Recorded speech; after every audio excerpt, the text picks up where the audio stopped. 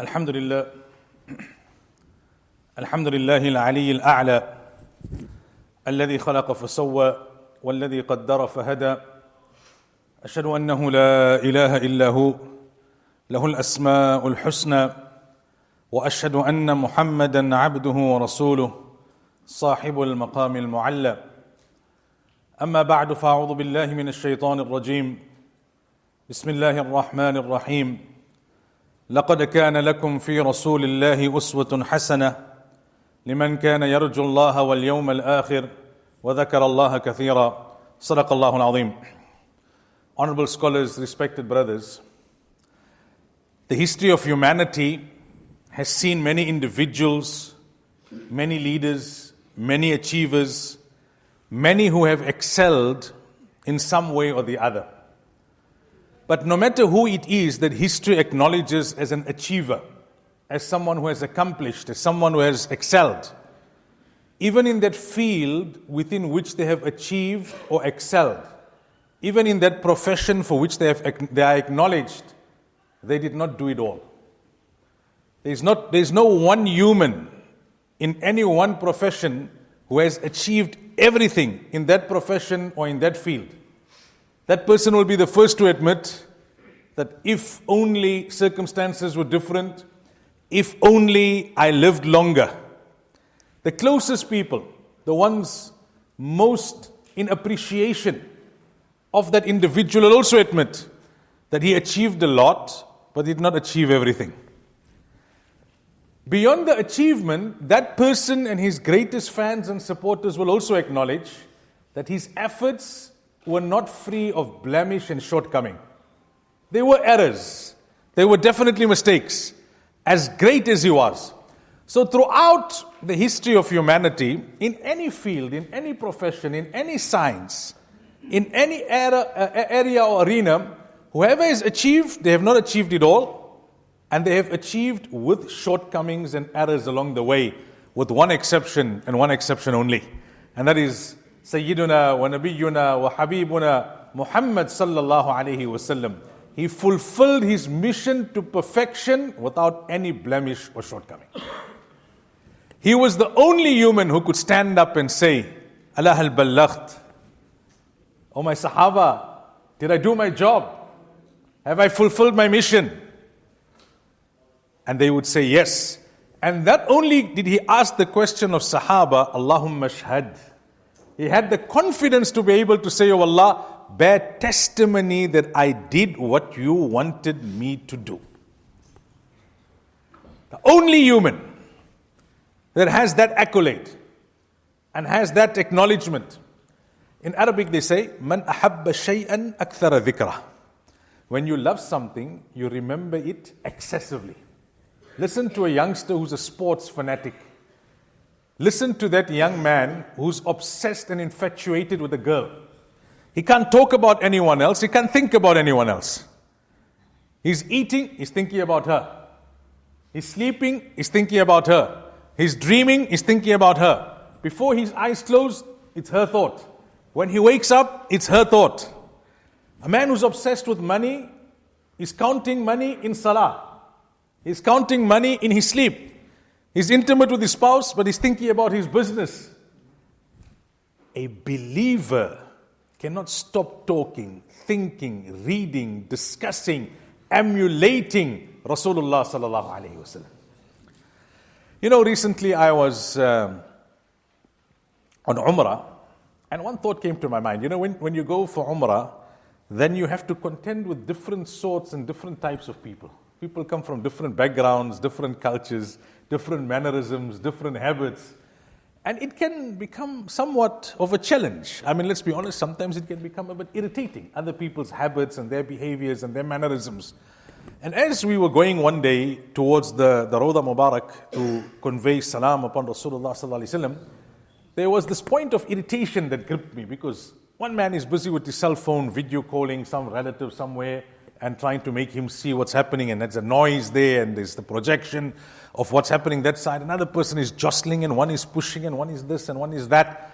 And in that moment of irritation, a thought hit me, and it was really something deep. Listen, Different types of people have come. Some are rich, some are poor. Some are cultured, some are not mannered. Some are intelligent, some are not so intelligent. Some are knowledgeable, others are very ignorant.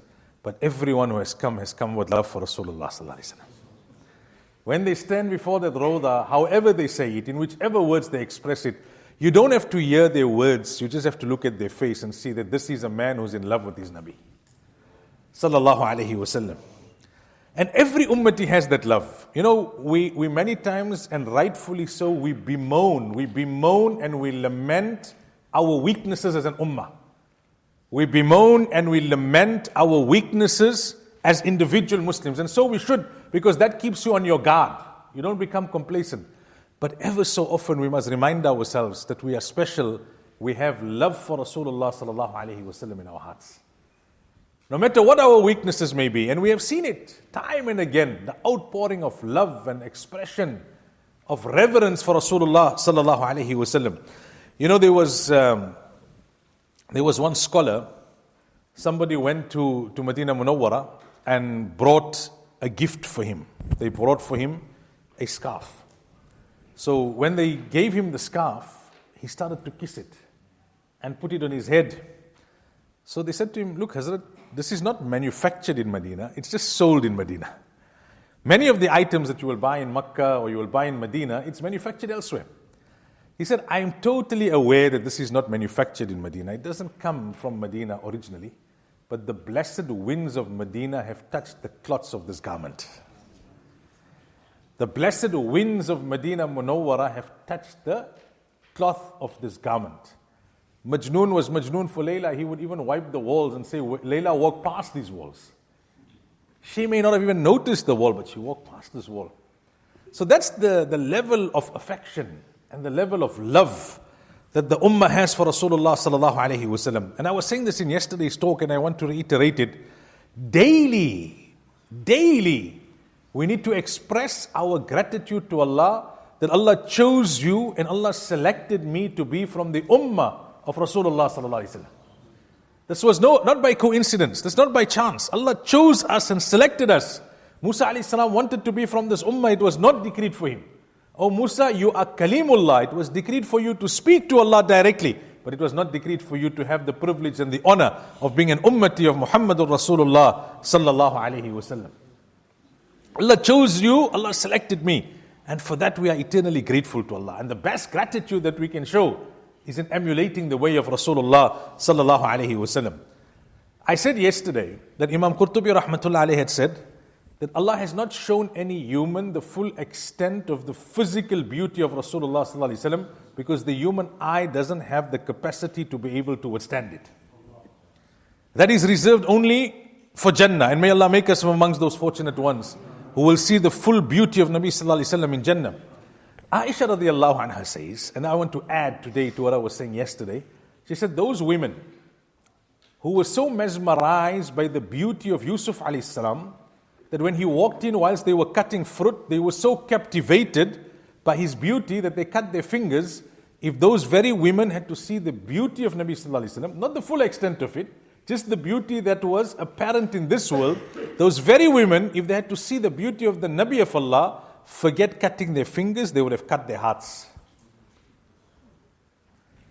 You know, nobody talks about the saliva of another person. Have you ever heard one person talk about the saliva of another person? Doesn't happen. Because it's not something that you speak about. It's not something that is, in many ways it would actually be deemed repugnant to talk about the saliva of someone else. Yet, Ali radiallahu anh says, on the occasion of Khaybar, I had an infection in my eye. The Nabi of Allah took his blessed finger, dipped it on his blessed tongue, immersed a drop of saliva into the infected eye. Not only did it cure the infection, for the rest of my life, that eye was stronger in vision than the other eye. Anas radiallahu anh said, we had a well, our family had a well. And that was your water supply. There was no municipal supply in those days. And the water of that well was very bitter. Now imagine your entire water supply is compromised. So I went to Rasulullah sallallahu alaihi wasallam and said, Ya Rasulullah, we've got this problem. We've got a well, but it's not supplying sweet water. The Nabi of Allah took one drop of his saliva and immersed it into the well. from bitter water, it gave not only sweet water, but the sweetest water in Medina Munawwara. In the same way that one person will not talk about the perspiration of another, the saliva of another, you won't even talk about the perspiration of another. You people don't know what is heat, right? Because you here in Europe, you're sun deprived. Come to South Africa, you'll see what is heat. Now, when you greet a man on a hot day and he's perspiring, what do?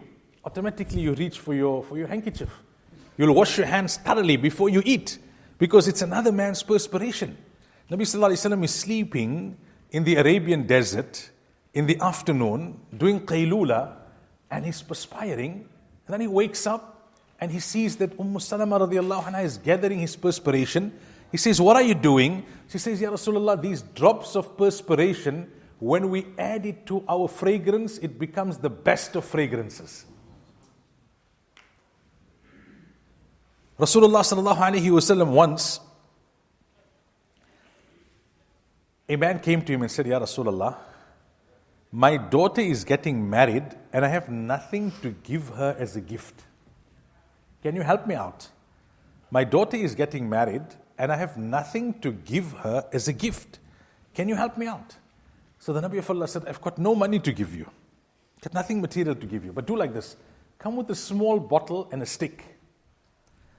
And the Nabi of Allah gathered his own perspiration and he said to the father, "Go and give your daughter this as a gift from your side. And tell her that whenever she applies perfume, she must add a drop or two from this bottle of my perspiration." They say not only was that lady the most fragrant lady in her community, that house gave off the best of fragrances in the entire locality. If the Sahaba were looking for Nabi Sallallahu Alaihi Wasallam, they just followed the scent. They just followed the scent. The touch of Rasulullah Sallallahu Alaihi Wasallam, the touch of the Nabi of Allah. On the occasion of Hijrah, famous incident. It's drought, it's hot. Nabi Sallallahu Alaihi Wasallam, Abu Bakr radiallahu anh, thirsty, hungry. They come across a lady, the books of history tell us her name is Ma'bad. And they say, "Do you have anything for us to eat or drink?" Nothing. It's drought. Her husband is gone out with the cattle trying to see what he can do.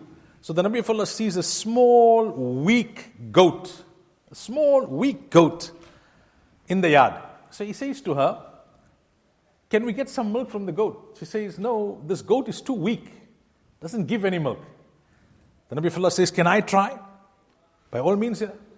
So the Nabi of Allah goes. The books of history tell us, hardly did the fingertips of Nabi Sallallahu Alaihi Wasallam touch the udders of this meek, weak, small, fragile goat, that the udders filled up with so much of milk. Nabi Sallallahu Alaihi Wasallam drank until he was satiated. Abu Bakr radiallahu anh drank until he was satiated. Ma'bad radiallahu anha drank until she was satiated. There was so much of milk left over that when her husband came home at night, he said, "What is this?" She had to explain to him the blessed touch of a blessed man. This goat, it's written in the books of history of Seerah, it lived for 18 years thereafter, right into the time of Umar ibn al-Khattab radiallahu anh, and it would give milk not once but twice a day because it was blessed with the touch of Rasulullah sallallahu alaihi wasallam. What a Nabi Allah has given us.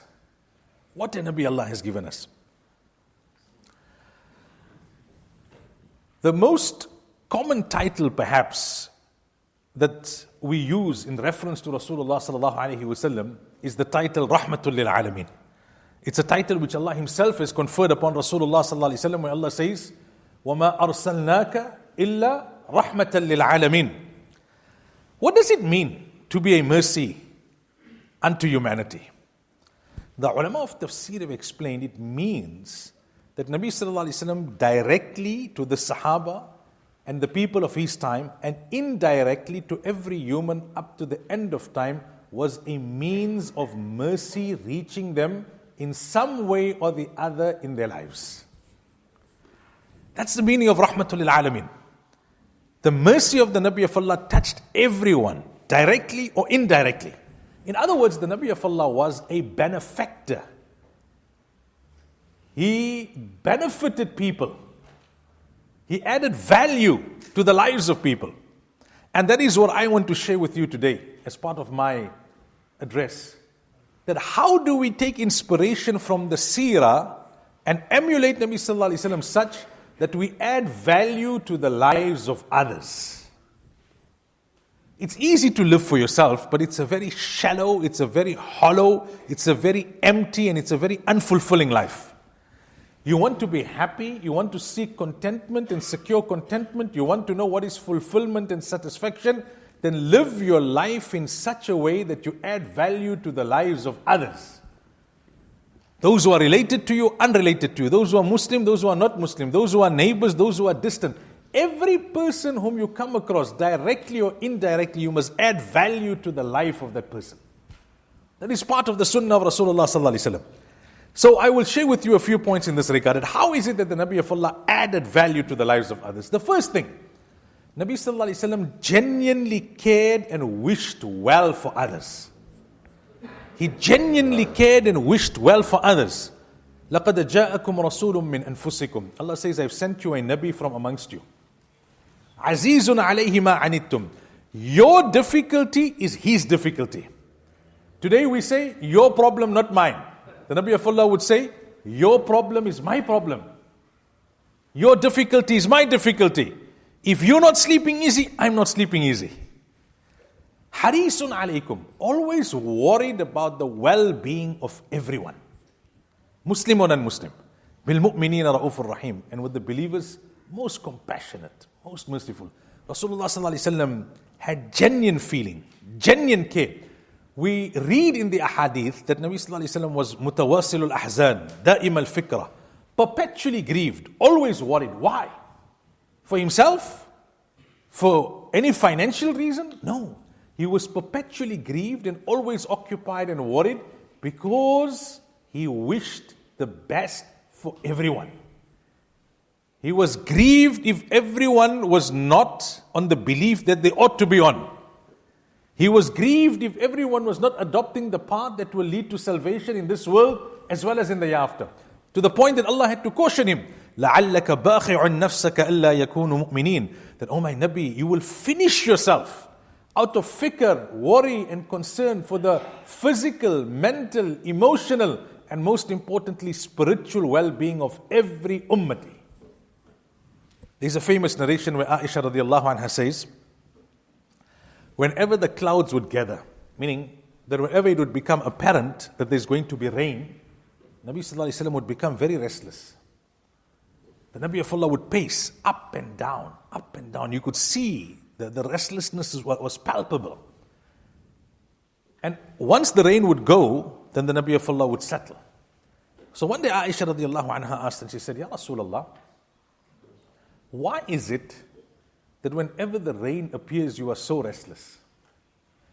Rasulullah sallallahu alaihi wasallam said, oh Aisha, the reason is this. There are nations in the past, Allah punished them with rain.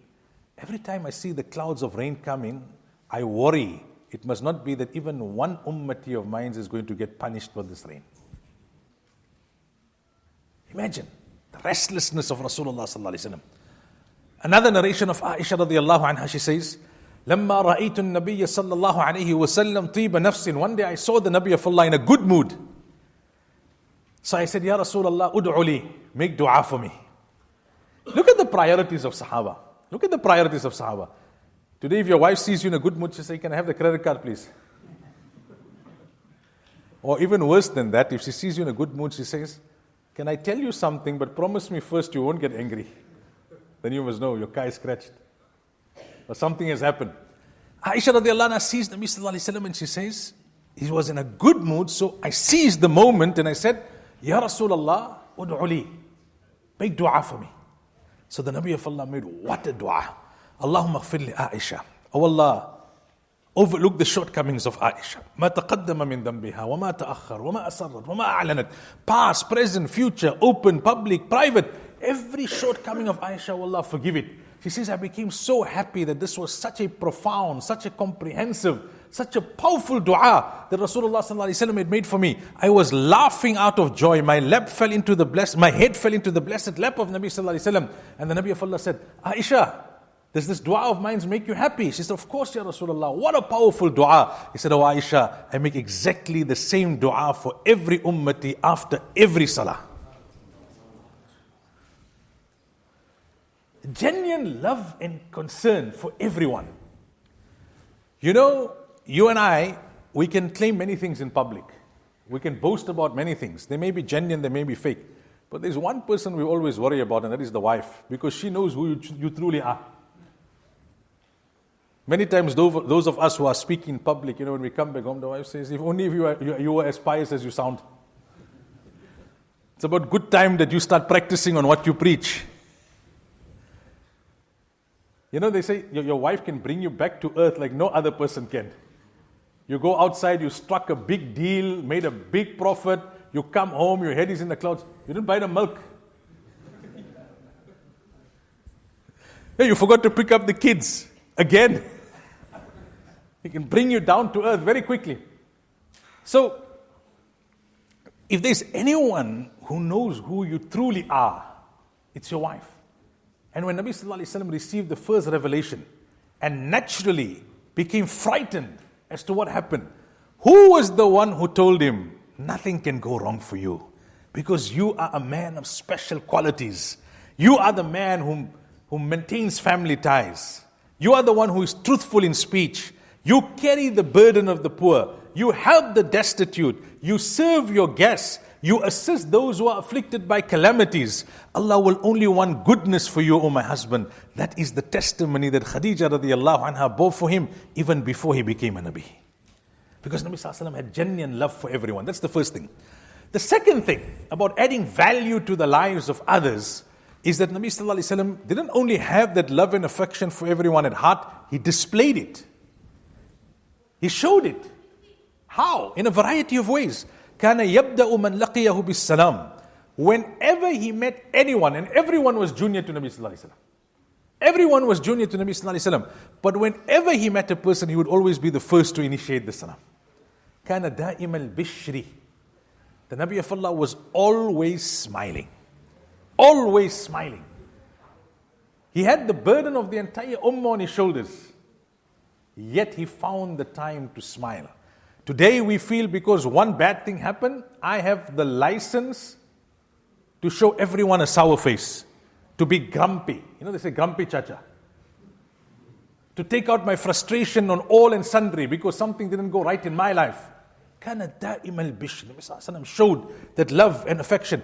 كان يسأل عن أصحابه. As busy and occupied as Nabi Sallallahu Alaihi Wasallam was, he found the time to inquire about the well-being of Sahaba, of his companions. كان سهل الخلق. The Nabi of Allah was easygoing, approachable, لين الجانب, accommodating. كان يؤلف ولا يفرق. Nabi Sallallahu Alaihi Wasallam always tried to bring people together. He never distanced people. If there was an issue, how can I bring the two of them closer? Today when there's an issue, we're only worried about the gossip value. Who'd you? What he said? What he did? You make all these sounds. Sometimes these sounds or the facial expressions or the movement of the eyes is more of a gossip than the gossip perpetrated by the tongue. If there was a problem, how can I play a part in bringing the two together? Not pouring fuel in the fire. I always knew he wasn't a good man. You didn't listen to me. I told you, I warned you, I cautioned you. Now you burnt your fingers. I hope you learned. The Nabi of Allah always saw how to bring people together. He used to give every individual such attention. We know the famous narration of Amr ibn al-As radiallahu anhu. He became a Muslim in the latter part of Nabi Sallallahu Alaihi Wasallam's life. After not accepting Islam for a long period of time, the Nabi of Allah showed him such love, such affection, such attention, that he actually mustered up the courage to think that I am more beloved to the Nabi of Allah than Abu Bakr and Umar. And it prompted him to ask the question that, Ya Rasulullah, man ahabbun nasi ilayk? Who is the most beloved of people to you? Nabi Sallallahu Alaihi Wasallam would greet someone, he wouldn't take his hand out until that man took his hand out. He wouldn't move his gaze or turn his face until that person turned away. That's how he displayed love and affection. You see, when you have those kind of qualities, then the people who wanted to spill his blood became ready to drink his blood out of respect. The people who were the worst of civilization, burying their daughters alive, became the best of civilization, radiyallahu anhum wa radu an, through love, affection and compassion.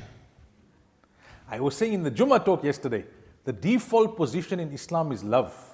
Sternness is the exception, not the other way around. If you look at children, they say Nabi Sallallahu Alaihi Wasallam showed such affection to children that when the Nabi of Allah would go on a journey, the children would run behind him, Sallallahu Alaihi Wasallam, grab onto his legs and say, Ya Rasulullah, don't leave. Ya Rasulullah, don't leave. Ali radiallahu anh says, the Nabi of Allah showed me such love that I used to follow him around more than a baby camel follows its mother. And this was the natural outcome because the Nabi of Allah made time for them. He showed them affection. He showed them love, day and night. These two incidents I'll share with you very quickly. One is an incident that took place in Makkah. There was an orphan child that was on the side of the road. Hungry belly, tattered clothing, bruised feet, crying. Society had forsaken this child. And people were passing by and they were busy with their work and they were going about their affairs. No one was paying attention to this child. Almost like a beggar at the traffic light, you whizzing past. Everybody's in their own chakkar, as we say. Everybody's got his own thing to do. And the Nabi of Allah came past and he stopped. He picked up this kid, wiped off the tears, kissed him on the forehead, embraced him, took him home, bathed him, clothed him, fed him, and then have somebody drop him off by his relatives. One thing to show affection to those who can return a favor, and another thing to show affection to those who can do nothing for you in turn. In Medina, there was a slave. His name was Zahir, he was a Bedouin. He wasn't very good looking, he had no status in society, and he was laboring in the hot Arabian sun, and he was sweating. And no one paid him any attention, because he was like a nobody in society. And the Nabi of Allah came behind him, and out of love, took his blessed hands and covered his eyes. So the Sahabi says, initially I didn't know who it was, until I felt the softness of the flesh and the fullness of the palm. And I said, this can be the hand only of my Nabi Sallallahu Alaihi Wasallam. So the Nabi of Allah jokingly announces and says, who's ready to buy the slave from me? Who's ready to buy the slave from me? And this man laments and he says, Ya Rasulullah, I'm poor, I'm not good looking, I have no status, who will buy me? And the Nabi of Allah told him, Allah is ready to buy you. Showing love and affection to people. So, how do you add value to the lives of others? Using the seerah as an inspiration to add value to the life of everyone that you will cross paths with in your life. One is have genuine love in your heart for everyone. And the other, display that love and affection.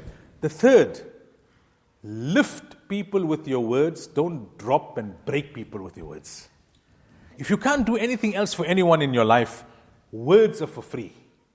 Use your words to encourage people, to acknowledge people, to appreciate people, to build people, not to break them, not to demonize them, not to demoralize them, not to condemn them. And how do you do that? One, كان لا يتكلم في غير حاجة. Nabi Sallallahu Alaihi Wasallam never spoke except when there was a need. You see, when you speak too much, inevitably you're going to say something which is offensive. Many times we feel pressurized because everyone else is saying, so I also have to say something. And I have to say something in a way that makes me stand out, that distinguishes me from what everyone else has said. And that's when you trip up. Learn to zip it. Rasulullah Sallallahu Alaihi Wasallam told his Sahabi, he said, Ya Rasulullah, man najah, what is the path to salvation and safety? Amlik alayka lisanak, control your tongue. Alayka bituli samti. Learn, train yourself to keep quiet for lengthy periods of time. Once a person came to Imam Shafi'i rahimahullah and asked him a question. A very simple, basic question. And this was a giant of a jurist. And he kept quiet for a long time before he answered. So his students were a bit embarrassed. Sometimes the murids and the students have more enthusiasm than the Shaykh and the Ustad. So they thought that this person who asked the question, he mustn't think that, this is not a big Shaykh. It took him so long to figure out a basic answer. So when the questioner left, he said, Shaykh, but this is elementary stuff, basic stuff. We know you know the answer. Why you took so long to answer him? He said, see, first I asked myself, is it better for me to answer or better for me to keep quiet? I was pondering over that. Then I was asking myself, okay, if it's better to answer, then how should I answer? So he didn't just fire off an answer. He was calculated in what he was saying because he understood I have to answer for every word that I would utter in my life. I have to answer for every word. And then when you do speak, Nabi sallallahu alayhi wa sallam, وَلَمْ يَكُنْ بِالْجَافِ وَلَا بِالْغَلِيدِ, the Nabi of Allah was not harsh. He was not impolite. He was not rude. Language is important. In English they say you must tell a man to go into hell in a way that he enjoys the ride. That is a bit of a crass way of saying it. It's an English expression. But the philosophy behind it has wisdom. That if you look at even how the Anbiya alayhi salatu wasalam spoke to the worst of tyrants in their time. That kind of aggressive, impolite language is against the sunnah of Rasulullah sallallahu alaihi wasallam. Even if you have to rebuke someone, even if someone is doing something wrong, choose your words carefully. Use your words to build people, not to break people, to make people. كَانَ يُعَذِّمُ النِّعْمَ وَإِنْ قَلَّتْ. Even if something was trivial, the Nabi of Allah would exaggerate it, elaborate on it. Wow, what a wonderful gift you gave me. Maybe the person could only give you something small, something seemingly insignificant. وَلَمْ يَكُنْ يَذُمُّ شَيْئًا. And if Rasulullah sallallahu alaihi wasallam disliked something, he didn't make heavy weather of it.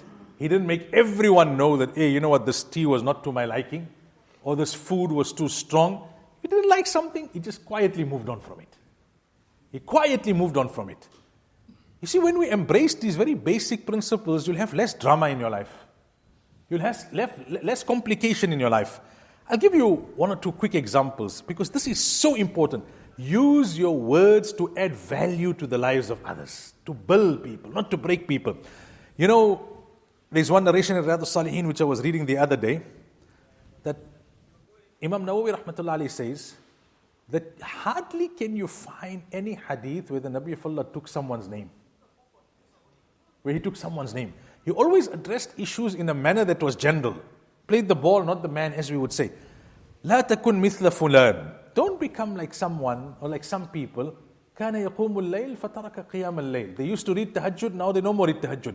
Ibn Hajar says, I searched and I searched and I searched that where can I find the name of the person that the Nabi of Allah was talking about? I couldn't find it anyway. Look at the words. لا تكن مثل فلان. Don't be like some people. They had the good habit of performing tahajjud, then they dropped it. Be constant in your good actions. That's what Rasulullah sallallahu alaihi wasallam was saying.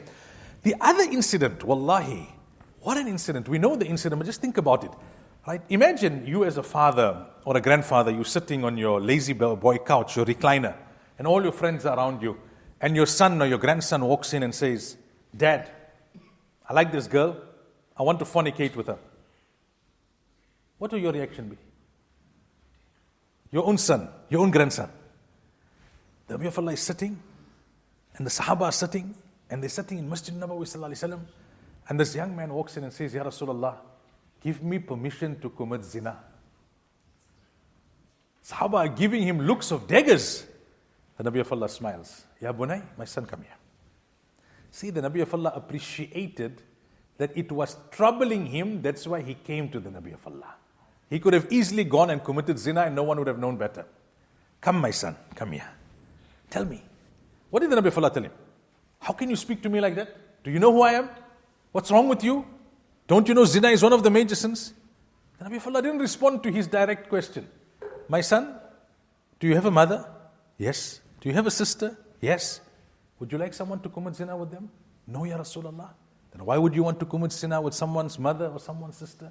That Sahabi says, that response of the Nabi of Allah, it built up my morality such, for the rest of my life, I did never entertain any illicit or immoral thought. That's how you build people with your words. Don't break people with your words. One day Rasulullah sallallahu alaihi wasallam asked the Sahabi, that bring me a glass of water. So the Sahabi brings the glass of water. And as he's handing it to Rasulullah sallallahu alaihi wasallam, he notices a strand of hair on the edge of the cup. So he flicks it with his thumb. It's common courtesy, nothing major. Look at the response of Rasulullah sallallahu alaihi wasallam. The Nabi of Allah said, "Oh Allah, make him handsome. Oh Allah, make him handsome." What did he do? Build a masjid? Fund an expedition?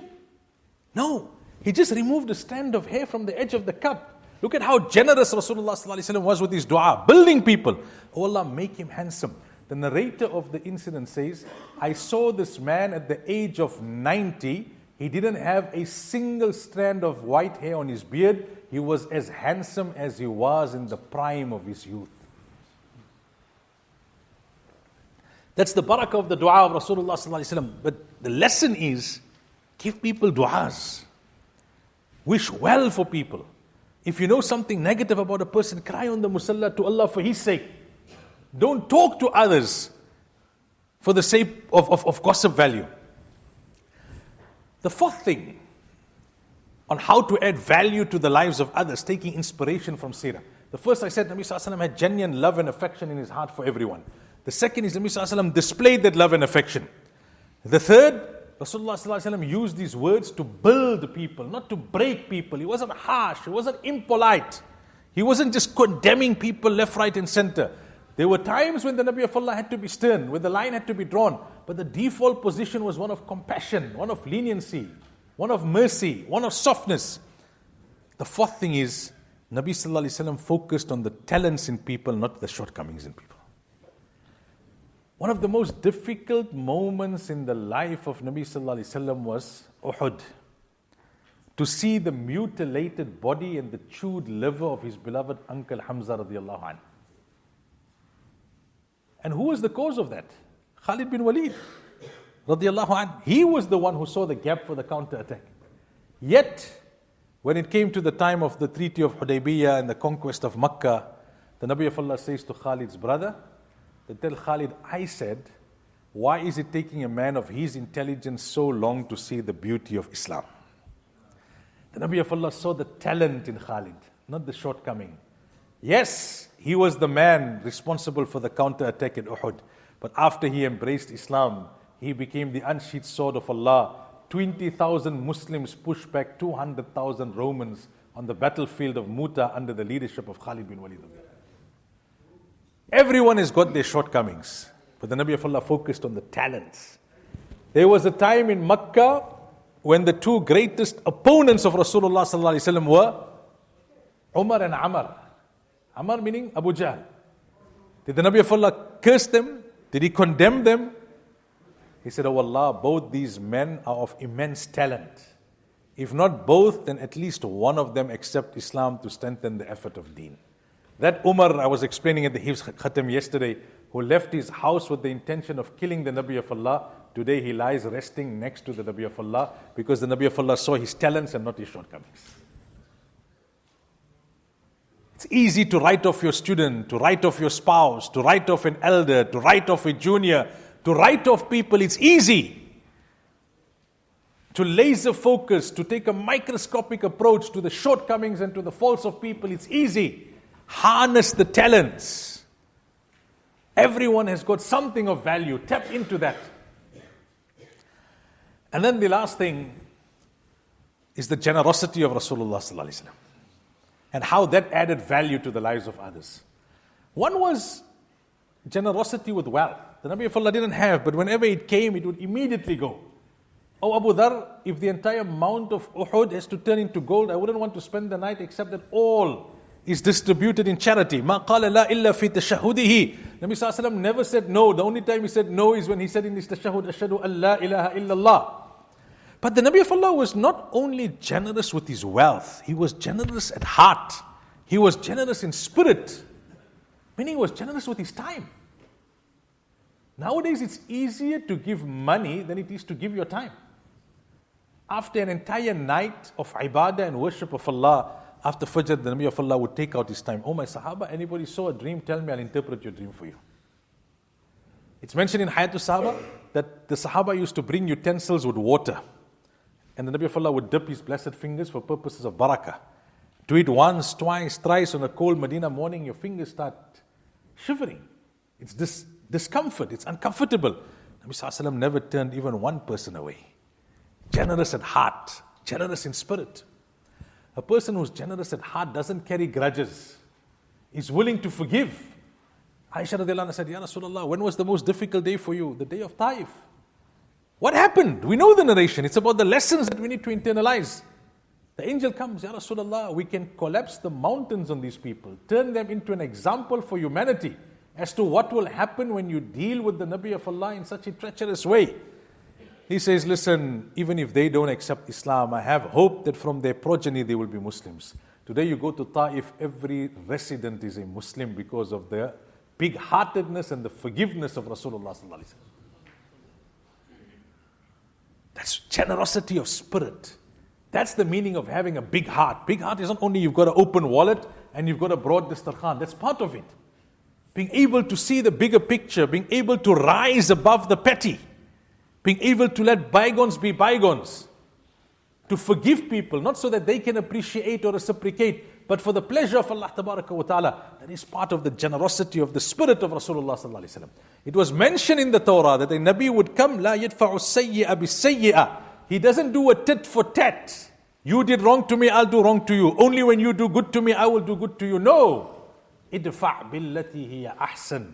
He was always above the petty, above the wrong, above the evil, always occupying the moral high ground. And that only comes from generosity of spirit.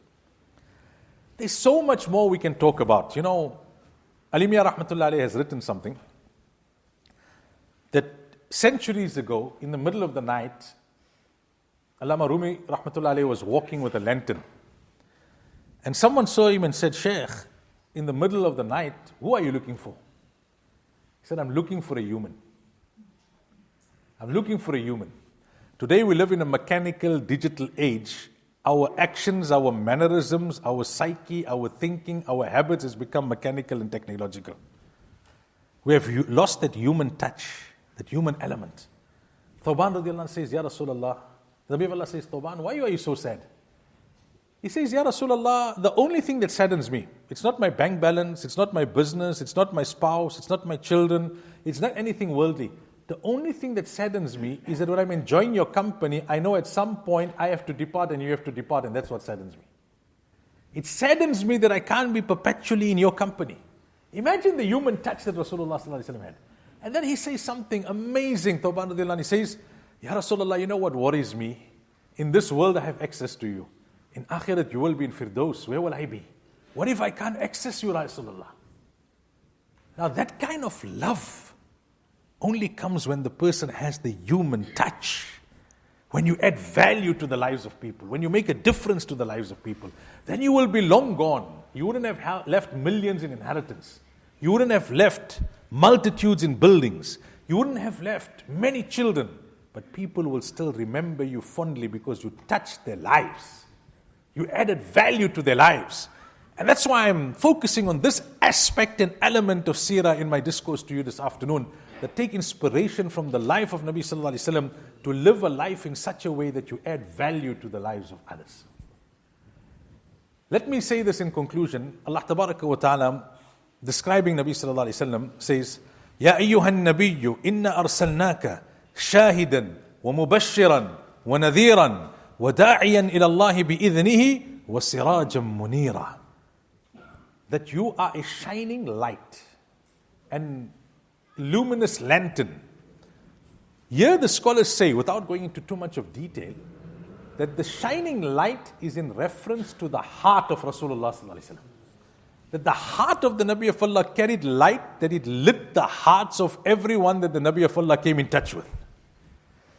And that light of the kalima la ilaha illallah Muhammadur Rasulullah is still burning in our bosoms. With all of our weakness, like I explained to you, we still have love for Allah. We have love for Rasulullah sallallahu alaihi wasallam. We have love for Islam. The question is, how many hearts are we going to light with the light of our hearts? How many lives are you going to impact positively? How many lives are you going to add value rather than subtract value? How many people are you going to help build rather than break? I'll say these two narrations and conclude, just for us to understand how special we are. One day, Nabi sallallahu alayhi wasallam says to the Sahaba, whose iman is most astonishing? So they think and they say, Ya Rasulullah, perhaps the iman of the prophets. The Nabi of Allah says, what's astonishing? The prophets are in conversation with Allah. They receive revelation. Say, Ya Rasulullah, maybe then the angels. He says, what's astonishing about their iman? When they are in the heavens and they witness things that we can't witness. They said, then perhaps Ya Rasulullah, it is us. He says, what's astonishing of your iman when you are in the midst of a living Nabi? He said, the astonishing iman is of those who will come long after me, who won't see me, but will be willing to sacrifice everything for me. Nabi Sallallahu Alaihi Wasallam said, when will I meet my brothers? The Sahaba said, are we not your brothers, Ya Rasulullah? Antum ashabi, you are my companions. My brothers are those who will come after me. They wouldn't have seen me, but they will be willing to sacrifice everything for one moment with me. That's you and I. We have that speciality of being an ummati. We have that light in our hearts. The question is, will we light the hearts of everyone that we come across in our lives? Will we add value to the lives of others, taking inspiration from the seerah of Rasulullah sallallahu alaihi wasallam? May Allah grant me and all of us the tawfiq. Wa sallallahu wa sallam wa baraka ala nabiyyina Muhammad wa akhiru da'wana alhamdulillah.